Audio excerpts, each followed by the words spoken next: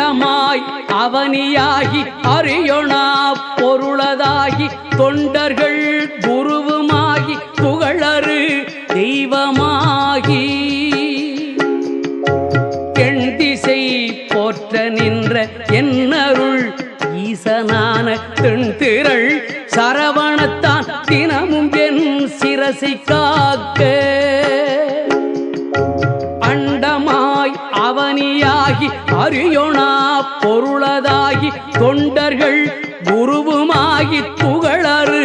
தெய்வமாகி எண் திசை போற்ற நின்ற என்னருள் ஈசனான தென்திரள் சரவணத்தான் தினமும் என் சிரசை காக்க